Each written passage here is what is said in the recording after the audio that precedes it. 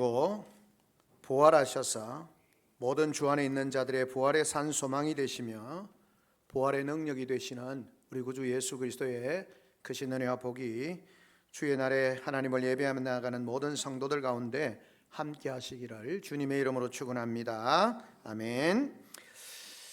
오늘은 부활주일입니다. 부활주일을 통해서 영광스럽게 죽음을 이기시고 부활하신 주님의 크신 은혜와 능력이 우리의 일상의 삶 속에서 늘 함께 하시는 그런 복된 삶이 되어지기를 바랍니다. 오늘 본문의 말씀을 통해서 찾아오시고 만나주시는 부활의 주님에 대해서 우리가 함께 말씀을 좀 나누려고 합니다. 왜 그러면 주님이 찾아오시고 또 만나주시는가 하는 것입니다. 그 이유는 첫째, 예수님께서는 멸시와 배척, 실어버림을 당하신 주님이시라는 겁니다. 주님의 시대에도 그랬고 이사야 시대에도 그랬고 또 오늘 시대에도 주님은 많은 사람들 가운데 멸시와 실어버린 바 되어진 그런 모습으로 우리 가운데 있다, 계신다라고 하는 것입니다. 선지자 이사야는 오실 메시아에 대해서 묘사를 하시면서 이렇게 표현을 합니다. 이사야 53장 3절에 보면 그는 멸시를 받아서 실어버린 바 되었다라고 그렇게 기록하고 있습니다. 사실 이 말씀을 들으면 예수님이 우리에게 실어버린 바 되어졌고 멸시를 받았다, 우리와 별 상관이 없는 것처럼 보입니다. 그러나 결코 그렇지 않습니다. 주님은 자주 우리의 삶 속에서 멸시와 천대를 당하시고 계시는 거죠. 이 이사야 53장의 표현을 영어로 하면 이렇게 볼 수 있습니다. He was despised and rejected라고 그렇게 표현합니다. 우리는 그냥 실어버린 바 되어졌다라고 그렇게 말하지만 영어가 우월하다는 것이 아니고 표현상으로 보면 굉장히 강하다는 거죠. despise라는 말이 무슨 말이냐 하면 경멸하다라는 것입니다. 그리고 얕보다라는 것입니다. 그리고 몹시 싫어한다는 겁니다. 경멸하고 얕보고 몹시 싫어한다는 겁니다. 그러니까 그는 사람들에게 그냥 사람들이 얕보았고 경멸하였고 몹시 싫어하였다는 것입니다. 그리고 리젝트, 우리가 흔히 리젝트, 차단당했다, 거절당했다, 버림받았다 이런 의미잖아요. 그러니까 사람들이 경멸하면서 몹시 싫어하면서 그를 잘라버렸다는 겁니다. 예수님이 이 땅의 메시아로 구원자로 이 땅에 오시는데 그 예수님께서 완전히 무시를 당하고 얕보임을 당하고 멸시하고 천대를 당하고 그러고는 잘라버렸다는 겁니다. 하나님의 아들이 죄악에 빠진 인간을 구원하시기 위해서 인간들을 위해서 이 땅에 오셨는데, 그리고 그 예수님께서 마지막에는 십자가에 달려 죽으시고 무덤에서 부활하셨는데 그분이 인간에게 불신과 멸시와 리젝트 당하시는 그런 상황이 실어버린 바 되어진 결과가 되었다라고 하는 것입니다. 이것은 사람들, 예수님 당시에 로마의 사람들, 로마인이나 헬라인이나 유대인들에게만 불신과 멸시와 리젝트를 당하셨냐? 그렇지 않다라는 것입니다. 실어버린 바 된 것은 자기의 제자들에게까지 불신과 멸시와 천대와 배신의 길을 주님이 당하시고 실어버린 바 되셨다라고 하는 것입니다. 마가복음 14장 50절에 보면 이렇게 말합니다. 제자들이 다 예수를 버리고 도망하니라. 한 청년이 예수를 따라오다가 벳 헛이불을 버리고 벗은 몸으로 도망하니라 라고 그렇게 말합니다. 마태복음 26장 72절에 보면 베드로가 맹세하고 또 부인하여 가로되 내가 그 사람을 알지 못하노라. 예수님 내가 모른다. 맹세하면서 나는 예수 모른다는 겁니다. 제자들의 배신과 불신과 배척, 실어버린 바 된 것은 이사야 시대 또는 예수님의 십자가 사건만 그러냐? 그렇지 않다는 거예요. 그 후에도 사실은 계속 예수님에 대해서 불신하고 실어버린 바 된 것입니다. 십자가 사건 이후에 부활하신 주님께서 여러 사람들에게 여러 번 나타나셨습니다. 여러 번 나타나셔서 자기를 보이심에도 불구하고 제자들은 여전히 불신했고 멸시했고 배신했습니다. 오늘 성경에 보면, 본문에 보면 주님이 부활하신 첫 번째 막달라 마리아에게 나타나 보이셨고, 엠마오로 내려가는 제자들에게 나타내 보이셨고, 11 제자에게 나타내 보이셨습니다. 그러면서 주님이 말씀합니다. 자신의 부활에 대해서 말하라고 그렇게 말씀하셨습니다. 그리고 그들은 전했습니다. 그런데 그들이 전혀 믿지 않았다는 것이죠. 오늘 본문에 말씀하고 있는 것을 보게 되어집니다. 그들은 예수의 살으셨다는 것과 마리아에게 보이셨다는 것을 듣고도 믿지 아니하니라. 심지어 13절에 두 사람이 가서 제자들에게 고하되 역시 믿지 아니하니라 라고 그렇게 기록합니다. 14절에 그 후에 11 제자가 음식을 먹을 때 예수께서 저에게 나타나서 저희의 믿음 없음과 마음이 완악한 것을 꾸짖으시니 이는 자기가 살아난 것을 본 자들의 말을 믿지 아니함일러라 라고 그렇게 말씀을 하고 있습니다. 여기서 제자들이 믿지 않았다는 말씀을 3번이나 연속해서 말씀하고 있습니다. 성경에서 사면 굉장히 반복해서 하는 것은 중요합니다. 아예 제자들이 믿지 않았다는 겁니다. 제자들의 마음이 완악해서 부활하신 주님을 믿지 않았다고 말씀하고 있습니다. 주님은 부활사건 이후에도 계속해서 자기의 제자들에게 불신과 멸시를 받으셨고 실어버린 바 되어졌고 리젝트 당하신 겁니다. 여러분, 때로는 다른 모습으로 제자들 중에 소리를 지르고 대들면서 믿지 않겠다고 맹세한 제자도 있습니다. 요한복음 20장 25절에 보면 도마가 가로되 내가 그 손에 못 자국을 보며 내 손가락을 그 못 자국에 넣으며 내 손을 옆구리에 넣어보지 않고는 믿지 않겠노라. 무슨 상황입니까? 도마가 없을 때 예수님 제자들이 나타나셨습니다. 그리고 보여주셨습니다. 부활의 주님을 보여주셨습니다. 그때 도마가 그 자리에 없었어요. 그리고는 다음에 도마가 왔을 때 제자들이 이야기를 합니다. 야, 예수님 부활하셨어. 부활하신 주님에 대해서 이야기하니까 도마가 하는 말이면 쓸데없는 소리 하고 있네. 나는 못 믿어. 내가 직접 주님을 만나서 그냥 손가락 못 박힌 손가락에 그 손에다가 내가 옆구리에 손에 만져보고서 넣어봐야 내가 믿지. 너는 믿을 수 없어. 이런 어리석은 집단 미련의 인성을 보이냐? 나는 믿을 수 없다고 큰 소리를 치는 겁니다. 조용히 혼자 믿지 못하겠다는 것이 아니라 제자들을 향해서 책망하다시피 너희들이 믿는 거 나 못 믿어. 기가 막히고 통곡할 일이 아닙니까? 도마뿐 아니었습니다. 부활의 주님을 여러 번 만나본 베드로와 제자들도 어떻습니까? 주님 만났습니다. 그런데도 베드로는 뭐 해석의 차이가 있습니다만 나는 물고기 잡으러 간다라고 하며 제자들과 함께 디베라로 가는 그런 모습을 요한복음 21장에 말씀합니다. 주님의 제자들만 그럴까요?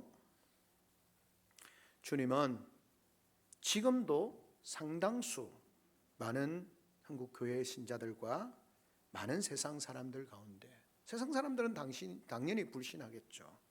불신과 멸시와 우리의 삶의 현장에서 부활하신 주님이 리젝트 당하시는 그런 모습이 우리에게 있습니다. 왜요?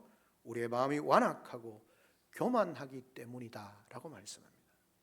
중요한 인생의 결정에 있어서 우리의 삶의 중요한 선택에 있을 때 늘 주님이 선택하시게 하시는 것이 아니라 그 주님의 의도는 리젝트 당하십니다. 내 생각대로 마음이 완악하고 교만하고, 교만이 뭡니까?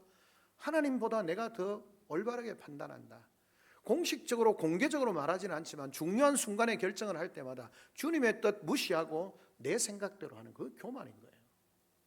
그 교만함과 완악한 자리에서 주님은 우리에게 실어버린 바 되어졌고, 주님이 말씀하시는데 그건 주님의 생각이고 그건 내게 별로 유익이 안 되는 것 같아요. 그래서 주님의 생각을 배척하는 거예요. 실어버린 바 되어지고 리젝트하고 내 생각대로 하는 거예요. 그 주님이 배척당하시는 겁니다. 멸시를 당하시는 것이고 무시를 당하시는 것이고 우리의 삶의 현장에서 성도들의 삶의 현장에서 주님이 멸시를 당하시고 실어버린 바 되어지고 배척을 당하시는 거죠. 그런 삶이 오늘 우리 속에 있다라는 것입니다. 그래서 주님이 말씀하시는 겁니다. 오늘 이 말씀을 통해서 그런 제자들을 향하여서 주님이 어떻게 하시는가? 주님은 이 세상 가운데서 메시아로 이사야의 성경의 말씀처럼 그 시대에도, 주님이 오셨던 그 시대에도, 오늘 이 시대에도 우리는 주님을 멸시하고 배척하고 리젝트하는 그런 일들이 우리 속에 있다라고 하는 것입니다. 그 시대 속에 주님은 어떻게 반응하시는가? 주님이 그렇게 배척을 당하시는 그 상황 가운데 둘째 우리가 생각할 수 있는 것은 뭡니까? 그런 우리를 향하여서, 인생을 향하여서 주님은 찾아오십니다. 찾아오시고 또 찾아오시고 만나주시고 말씀해 주시는 겁니다. 놀라운 사실은요, 주님께서 도망치고 배신하고 멸시하고 실어버리는 바 되어진 제자들에게 믿지 않겠다고 소리를 지르면서 대드는 그 제자들에게 주님이 그래, 안 믿으면 너 손해지. 너 믿지 않고 너 망해. 내가 그렇게 내 몸을 그냥 십자가에 죽으면까지 내가 너에게 이런 놀라운 진리를 보여주는데 너희가 안 믿는다고? 어쩔 수 없지 뭐. 내가 할 수 있는 건 다 했으니까. 너가 몫이니까 너가 당해. 주님은 그렇게 하시지 않았다는 겁니다. 우린 종종 그렇잖아요. 내가 열심히 수고하고 노력했는데 별로 반응이 없으면 아이고 알았다만 네 하고 싶은 대로 해라 그냥 뭐. 나는 분명히 했는데 내가 이야기했는데 안 믿는 건 네 잘못이니까 네가 알아서 해. 근데 주님은 어떻게 하십니까? 그런 제자들을 향해서 찾아오십니다. 그래서 오늘 설교의 제목을 찾아오시고 만나주시는 부활의 주님. 여러분, 이것은 어떻게 보면 굉장히 서글픔이기도 하지만 또 하나는 놀라운 감사함과 고마움 아닙니까? 찾아오시도록 주님을 만드는 우리의 불신을 생각하면 우리가 얼마나 서글픈 존재입니까? 그런데 그런 우리를 향해서 끊임없이 포기하지 아니하시고 찾아오시는 주님을 생각하면 너무 감사한 거죠. 주님께서는 찾아오십니다. 성경의 말씀을 보면 주님이 그들을 찾아오신 것을 우리에게 보여줍니다. 부활하신 주님께서 제일 먼저 만나주신 분이 누굽니까? 바로 무덤가에서 슬피 울고 있던 막달라 마리아였습니다. 여러분, 믿음은 믿음과 통하고 사랑은 사랑과 통합니다. 무슨 말입니까? 내가 믿고 나아가면 그 믿음으로 말미암는 그 믿음의 축복을 받는 거죠. 신뢰하며 나아가면 신뢰로 말미암는 은혜와 복을 얻습니다. 믿음은 믿음과 통하는 것이고요. 사랑을 끝까지 해가면 그 사랑으로 말미암는 사랑을 받게 됩니다. 사랑은 사랑과 함께 통하는 것입니다. 마리아에게는 그 누구도 찾아볼 수 없는 주님에 대한 뜨거운 믿음과 사랑이 있었습니다. 성경에 기록한 것처럼 뭐라고 말합니까? 7 귀신을 쫓아내 주신 막달라 마리아에게 먼저 보이셨다. 왜 그렇게 굳이 말씀하셨을까요? 7 귀신에게 가장 짓눌려 있던 그를 주님이 찾아오셔서 그 귀신을 쫓아내어 주시고, 마리아는 그것으로 인해서 주님을 깊이 만나고 주님을 믿게 되어졌고 주님을 사랑하게 된 겁니다. 주님에 대한 막달라 마리아의 뜨거운 믿음과 사랑이 부활하신 주님으로 말미암아 제일 먼저 마리아에게 향하게 하신 겁니다. 그 새벽에, 안식 후 첫날 새벽에 자기 무덤을 향해서 나온 그 막달라 마리아, 그의 믿음과 그의 사랑을 주님이 보시고 그를 만나 주시는 겁니다. 왜요? 막달라 마리아야말로 부활하신 주님을 보여주고 말씀하셨을 때 그가 믿고 참으로 그 사랑으로 부활하신 주님을 전할 것이라고 생각했기 때문에 주님은 막달라 마리아에게 만나 주시는 겁니다. 두 번째는 누구를 만나셨습니까? 바로 주님을 사모하며 따르던 여인들이었습니다. 마태복음 28장 9절에 보면 그렇게 기록합니다. 남성들이 아니었습니다. 힘있고 용감하고 담대한 남성들이 아니었습니다. 주님을 향한 간절한 믿음과 사모하는 마음의 모습을 지니고 있던 그 여인들이었습니다. 예수님께서 골고다를 향하여 가실 때도 어땠습니까?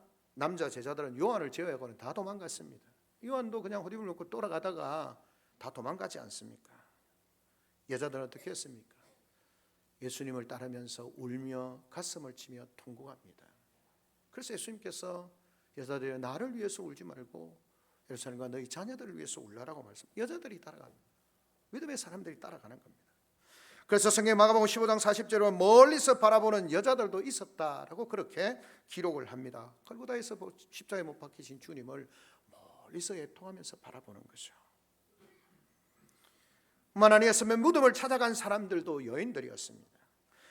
매우 일찍이 무덤으로 가면서 서로 말하되, 마가복음 16장 1절에서 3절에 보면 그렇게 말합니다. 안식일이 지나면 막달라 마리아와 야고보의 어머니 마리아와 살로메가 또 가서 예수께 바르기 위하여 향품을 사다 두었다가 안식 후 첫날 아침 일찍이 해돋을 때 무덤으로 가며 서로 말하되 누가 우리를 위하여 무덤 문을 돌을 굴려 주리요 하더니 여인들입니다.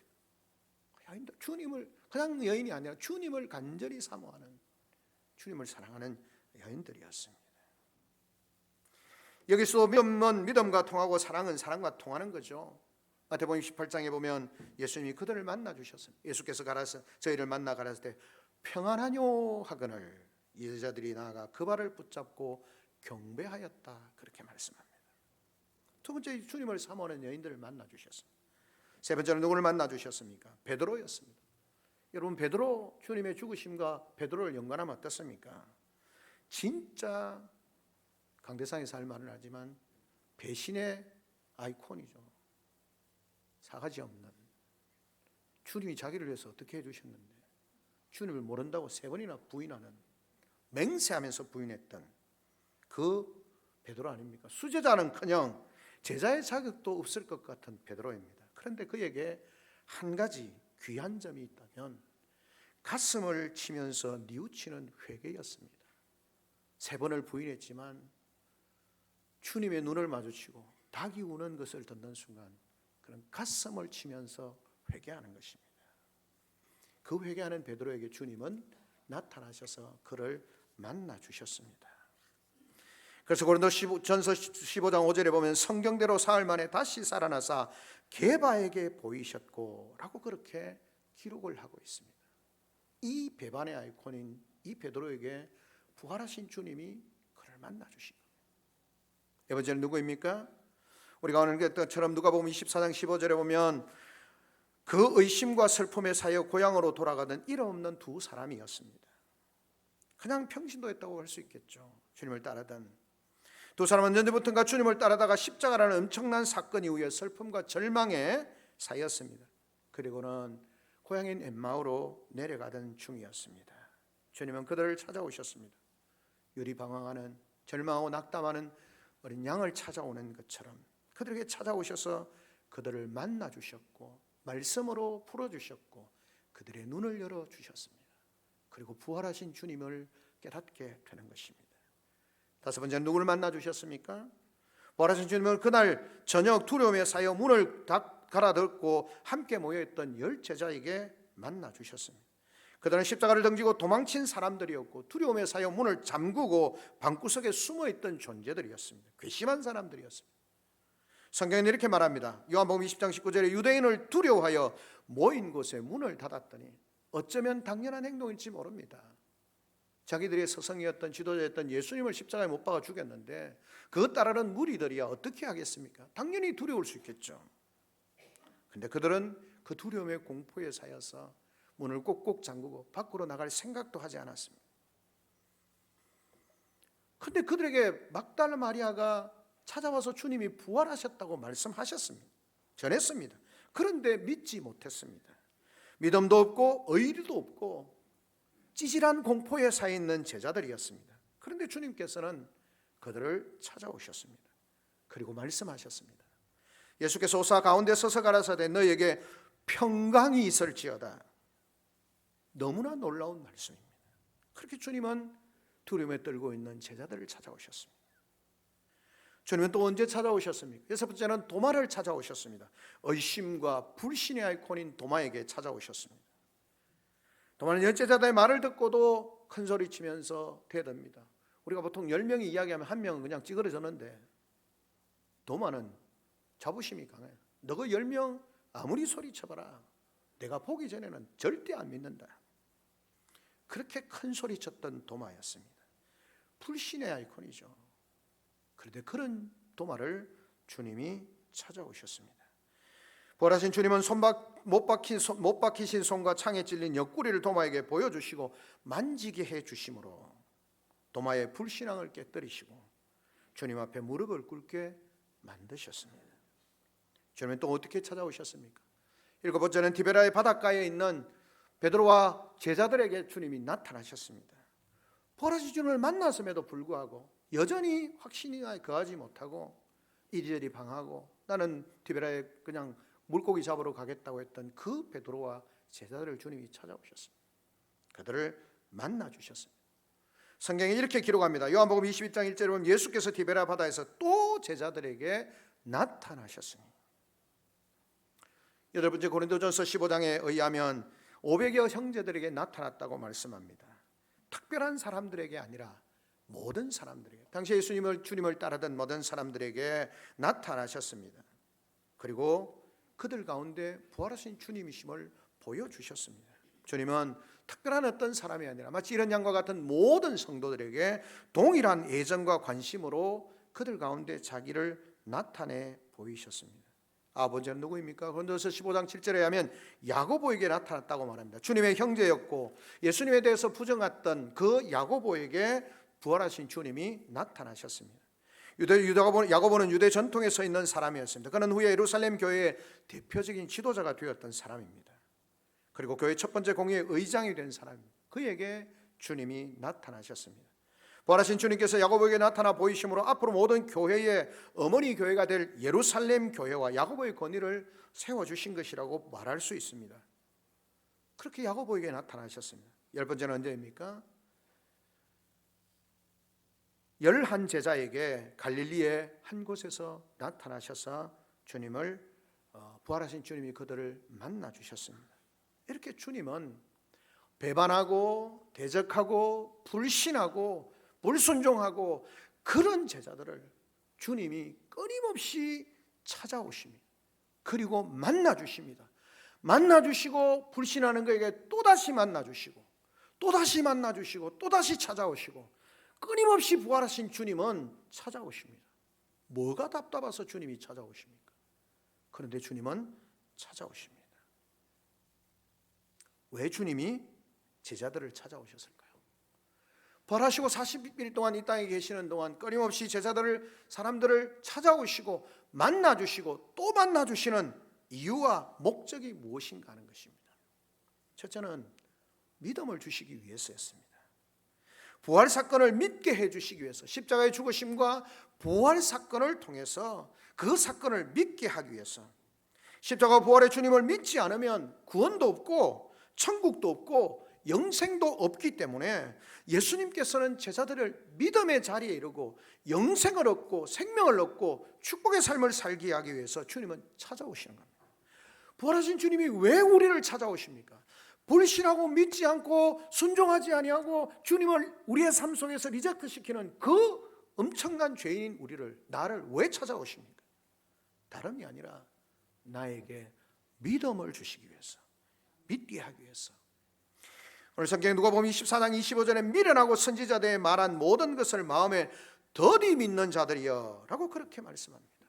도마에게 나타나셔서 주님 말씀합니다. 내 손가락을 이리 내밀어 내 손을 보고 내 손을 내밀어 옆구리에 넣어보라. 그리하고 믿음 없는 자가 되지 말고 믿는 자가 되라 라고 그렇게 주님이 말씀합니다.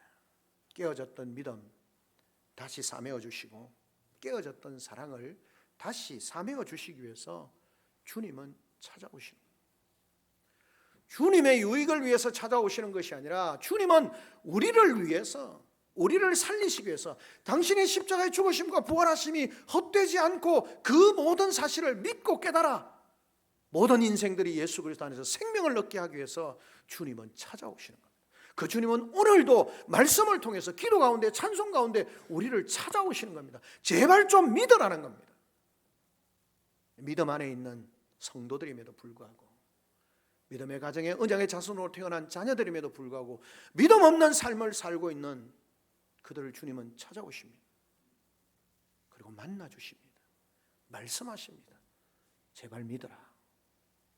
믿고 생명 얻는 자가 되라 라고 그렇게 말씀하고 있는 것입니다. 주님 우리를 찾아오신 이유는, 만나주시고 또 만나주시는 이유는 우리에게 믿음을 주시기 위함. 둘째는 뭡니까?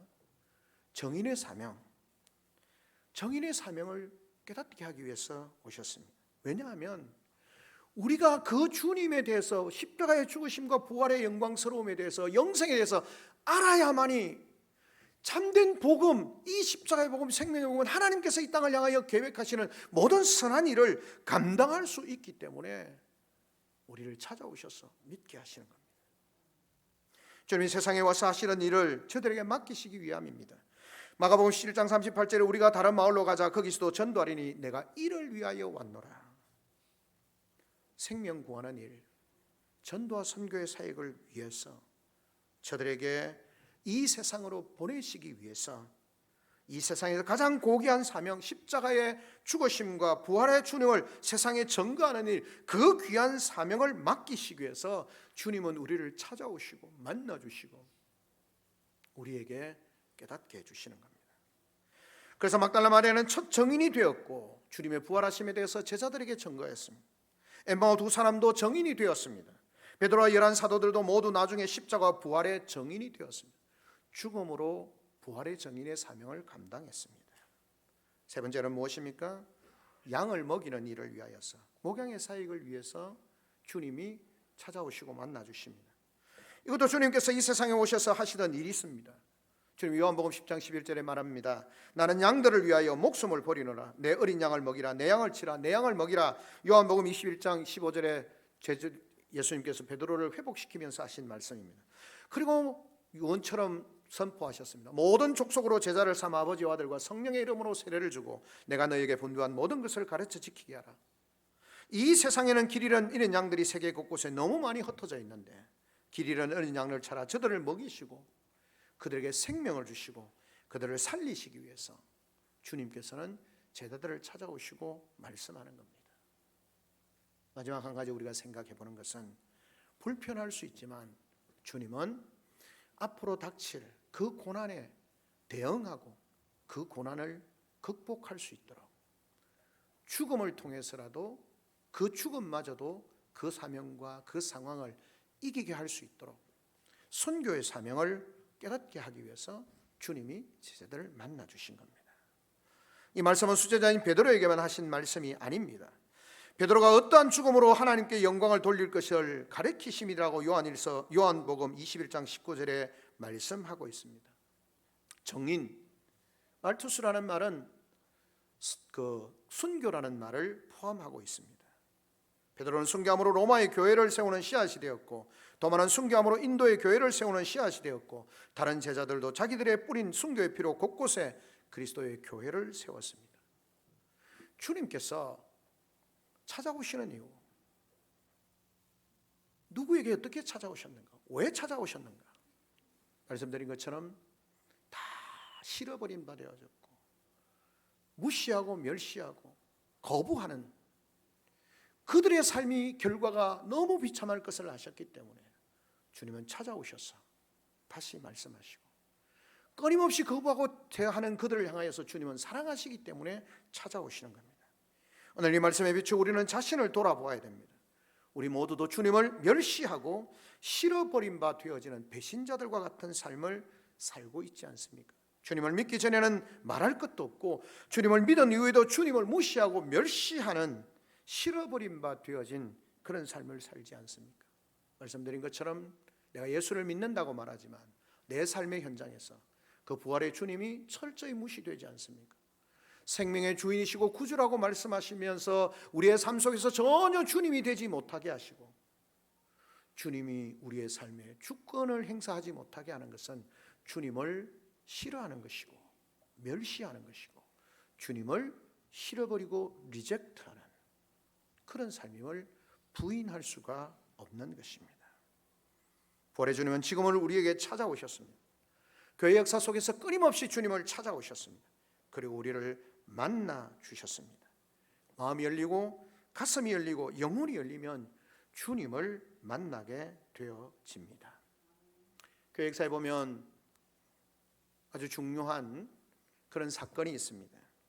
한국교회 아버지와 같았던 길성주 장로님을 만나 주셨던 부활의 주님, 그 부활의 주님께서는 길성주 장로님을 통해서 장대인 교회에 모였던 수천 명의 그런 사람들에게 부활의 주님으로 그들을 만나 주셨습니다.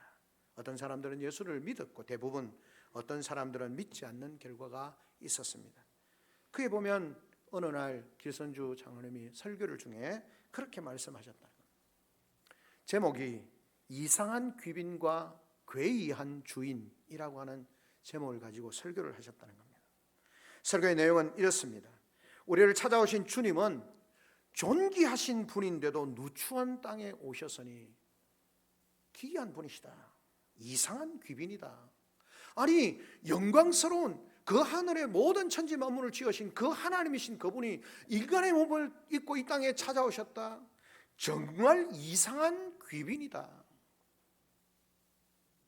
귀중한 몸이신데도 밖에서 정말 마치 죄인처럼 오래 기다리시니 이상한 귀빈이다. 전능하신 분인데도 간절히 두드리시니 이상한 귀빈이다. 자기의 능력으로 그냥 문을 확 제낄 수 있는데도 불구하고 그냥 문 밖에 서서 전능하신 분인데도 오랫동안 문을 두드리고 계시는 그 주님이 정말 이상한 귀한 분이다. 그리고는 반대로 이렇게 말합니다. 자애하신 귀빈을 환영하지 않으니 괴이한 주인이다. 놀랍고 능력이 많고 사랑이 많으신 그분을 받아들이는 것이 마땅한 것 같은데, 아니 무슨 똥꼬집으로 무슨 자기가 잘났다고 그 놀라운 주인을, 그 놀라운 분을 받아들이지 않는 귀한 주인이다. 귀괴한 주인이다. 간절히 두드리시는 음성을 듣지 않으니 괴이한 주인이다.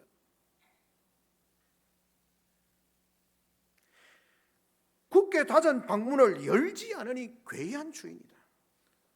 기선 장로님 볼 땐 너무나 주님이 이 땅에 오신 것은 정말 이상한 귀한 분이시고, 그 주님을 받아들이지 않고 완악한 인생들을 보니까 귀한 주인이다.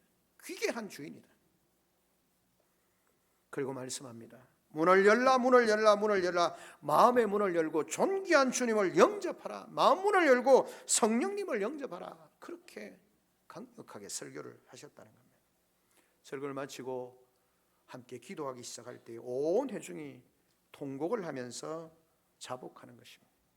교회당은 금세 울은 바다가 되었고, 죄인을 잡으러 왔던, 죄인이라고 생각하고 잡으러 왔던 일본 경찰이 회개하였고, 기독교를 비판하러 왔던 중이 회개하였고, 구경 왔던 신부도 은혜 받고 감격하여 자신이 가지고 있던 묵주를 길선주 장로에게 주었다는 것입니다. 부활의 주님은 그렇게 1907년 1월 평양에 찾아오신 겁니다. 그리고 그 장로님의 설교를 통해서 수천 명의 조선 사람들을 만나 주셨습니다. 그리고 그들에게 참 믿음을 주셨고 그들에게 참 전도자가 되게 하셨습니다. 저들에게 길 잃은 양무리와 조선 나라를 위해서 그들을 치고 먹이는 목양의 사명을 감당하게 하셨습니다. 그리고 저들로 하여금 복음 전거에 말미암는 순교의 길로 나아가게 하셨습니다.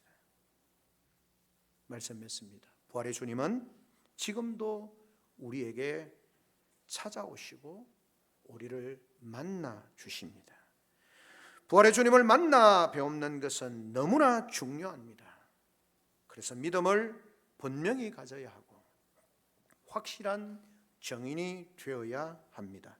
그리고 우리에게 맡겨주신 양무리들을 먹이고 기르고 함께 협력하여 사랑하고 격려하고 세워가는 일을 해야 합니다.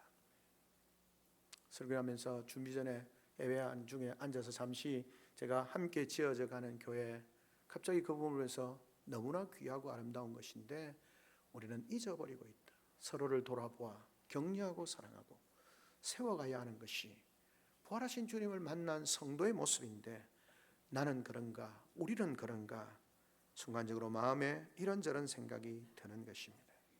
사랑하는 성도 여러분, 부활의 주님을 만나는 일은 우리의 신앙과 우리의 선교의 기초와 핵심이 되는 것입니다. 부활의 주님을 만날 때만이 우리는 날마다 새롭게 되어지는, 일신 우일신 되어지는 그런 축복된 삶으로 살 수 있게 되는 것입니다. 주님은 말씀합니다. 믿지 않음에 대한 안타까움, 그것은 단순히 한순간이 아니라 과거에부터 그렇게 되어졌던 주님에 대해서 터부시하고 배제하고 리젝트 시켰던 그들의 삶의 불쌍함을 주님이 돌아보시고 찾아오시고 또 찾아오시고 만나주시고 또 만나주시고 한 번 보여주심에도 불구하고 믿지 않으니까 또 만나주시고 또 찾아오시고 그 만남을 통해서 믿음을 갖게 하고 사명을 갖게 하고 하나님 나라 복음을 위해서 헌신하게 하는 삶으로 이끌어 가시는 겁니다. 이 부활하신 주님께서 오늘 우리를 찾아오신 주님을 이 시간 우리가 기쁘게 만나 뵙고 그 부활하신 주님으로 말미암는 그 놀라운 은혜와 축복과 능력을 경험하는 복된 우리 성도들의 삶이 되어지기를, 우리의 삶의 가치가, 삶의 방향이, 삶의 능력이 변화되어지는 그런 놀라운 은혜가 있기를 주님의 이름으로 축원합니다. 아멘. 우리 시간 다 같이 한 목소리 한번 하나님 앞에 기도하며 나아갑니다. 하나님 감사합니다. 하늘 영광 보좌를 버리고 이 땅에 오셔서 십자가에 허무하게 죽으시는 것처럼 보이는, 하나님의 뜻을 이루기 위해서 십자가에 죽으셨지만 인생들이 보기에 허무한 것처럼 보이는 그 상황에 죽음을 이기시고 부활하셔서 부활의 산소망이 되시고 부활의 능력으로 모든 주 안에 있는 자들에게 부활의 은혜와 능력과 축복의 삶을 살 수 있도록 역사해 주시는 주님, 더디 믿고 순종하지 못하는 우리에게 오늘도 찾아오시고 또 찾아오시고 만나주시고 또 만나주시고 우리의 믿음을 회복시키시고 우리의 사명을 회복시키시고 우리 가운데 하나님의 은혜와 복을 누릴 수 있도록 선교의 자리로, 헌신의 자리로 나아가게 하시는 그 주님을 깊이 경험하는 복된 부활주일, 부활주간이 되어지도록 하나님 은혜를 베풀어 주시옵소서. 말씀 붙들고 한 1, 2분 정도 기도하며 나아갑니다. 사랑하자